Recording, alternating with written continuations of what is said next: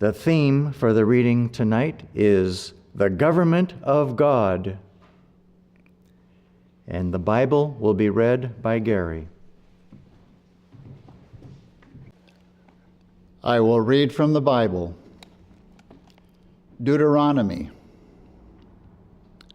These are the words of the covenant which the Lord commanded Moses to make with the children of Israel. Ye stand this day, all of you, before the Lord your God, that thou shouldest enter into covenant with the Lord thy God, and into his oath, which the Lord thy God maketh with thee today, that he may establish thee today for a people unto himself, and that he may be unto thee a God, as he hath said unto thee, and as he hath sworn unto thy fathers, to Abraham, to Isaac, and to Jacob. And the Lord thy God will circumcise thine heart, and the heart of thy seed, to love the Lord thy God with all thine heart, and with all thy soul, that thou mayest live. 1 Samuel. And it came to pass, when Samuel was old, that he made his sons judges over Israel.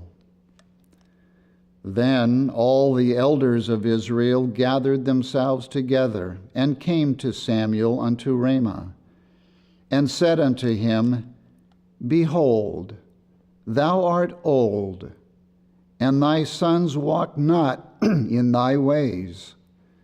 Now make us a king to judge us, like all the nations. But the thing displeased Samuel, when they said, Give us a king to judge us. And Samuel prayed unto the Lord. And the Lord said unto Samuel, Hearken unto the voice of the people in all that they say unto thee, for they have not rejected thee, but they have rejected me, that I should not reign over them. And Samuel said unto all Israel, Behold, I have hearkened unto your voice in all that ye said unto me, and have made a king over you. So Saul took the kingdom over Israel, and fought against all his enemies on every side. Samuel also said unto Saul, The Lord sent me to anoint thee to be king over his people, over Israel. Now therefore hearken thou unto the voice of the words of the Lord. Thus saith the Lord of hosts, Go and smite Amalek, and utterly destroy all that they have, and spare them not, but slay both man and woman, infant and suckling, ox and sheep, camel and ass. And Saul smote the Amalekites. But Saul and the people spared Agag, and the best of the sheep, and of the oxen, and of the fatlings and the lambs, and all that was good, and would not utterly destroy them. And Samuel came to Saul. And Saul saith unto him, Blessed be thou of the Lord. I have performed the commandment of the Lord. And Samuel said, What meaneth then this bleating of the sheep in mine ears, and the lowing of the oxen which I hear? And Saul said, They have brought them from the Amalekites. For the people spared the best of the sheep and of the oxen, to sacrifice unto the Lord thy God, and the rest we have utterly destroyed. And Samuel said, Hath the Lord as great delight in burnt offerings and sacrifices as in the obeying the voice of the Lord? Behold, to obey is better than sacrifice, and to hearken than the fat of rams. For rebellion is as the sin of witchcraft, and stubbornness is as iniquity and idolatry. Because thou hast rejected the word of the Lord, he hath also rejected thee from being king. The Lord hath rent the kingdom of Israel from thee this day, and hath given it to a neighbor of thine that is better than thou.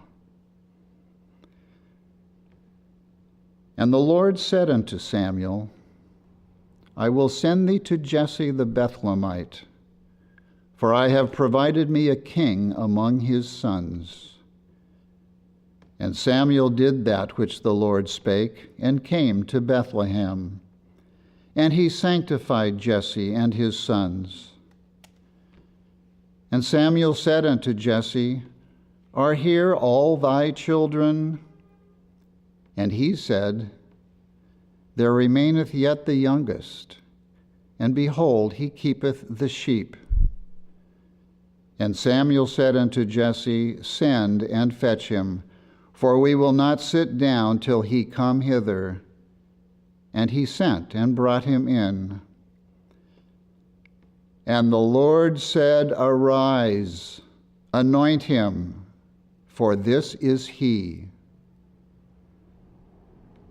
Then Samuel took the horn of oil and anointed him in the midst of his brethren.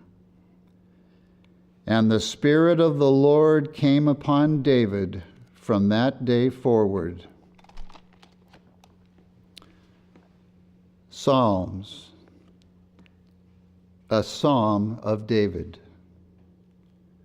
The Lord is King forever and ever.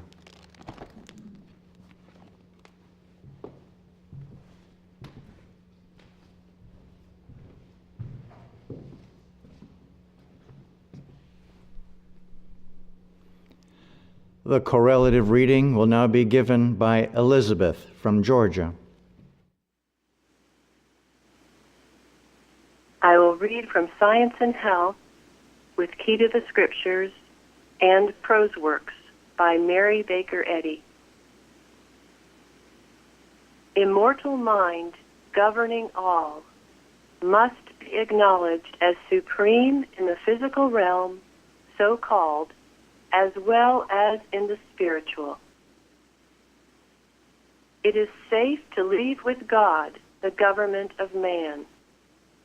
He appoints and he anoints his truth bearers, and God is their sure defense and refuge. In the spiritual genesis of creation, all law was vested in the lawgiver, who was a law to himself.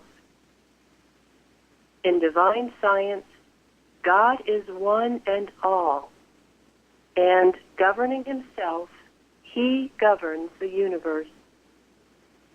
This is the law of creation. My defense is of God, which saveth the upright in heart. And that infinite mind governs all things. On this infinite principle of freedom, God named himself, I am. Error or Adam might give names to itself and call mind by the name of matter, but error could neither name nor demonstrate spirit. The name I am indicated no personality that could be paralleled with it, but it did declare a mighty individuality, even the everlasting Father, as infinite consciousness, ever present, omnipotent, as all law, life, truth, and love. The universe of spirit is peopled with spiritual beings, and its government is divine science. Man is the offspring, not of the lowest, but of the highest qualities of mind. Dost thou love the Lord thy God with all thy heart, and with all thy soul, and with all thy mind? This command includes much, even the surrender of all merely material sensation, affection, and worship. This is the El Dorado of Christianity. It involves the science of life and recognizes only the divine control of spirit, in which soul is our master, and material sense and human will have no place. To be with the Lord is to be in obedience to the law of God, to be absolutely governed by divine love, by spirit, not by matter. He risks nothing who obeys the law of God, and shall find the life that cannot be lost. Divine mind rightly demands man's entire obedience, affection, and strength. No reservation is made for any lesser loyalty. Obedience to truth gives man power and strength. Submission to error superinduces loss of power. Truth, life, and love are the only legitimate and eternal demands on man, and they are spiritual lawgivers, enforcing obedience through divine statutes.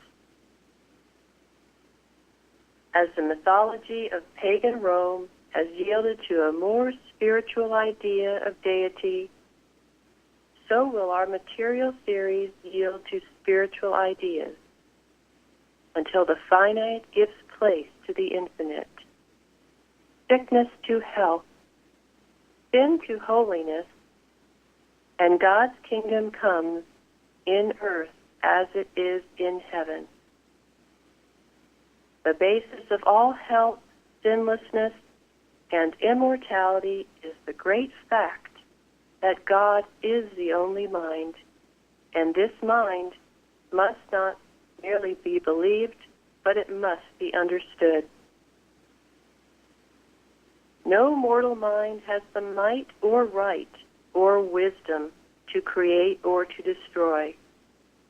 All is under the control of the one mind, even God. The government of divine love is supreme. Love rules the universe, and its edict hath gone forth. Thou shalt have no other gods before me, and love thy neighbor as thyself.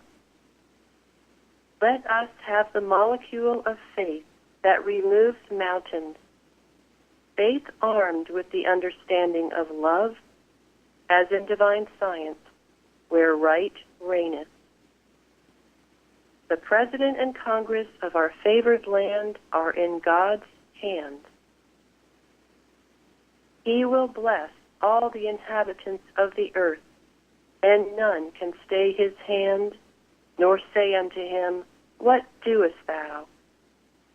Out of his allness he must bless all with his own truth and love.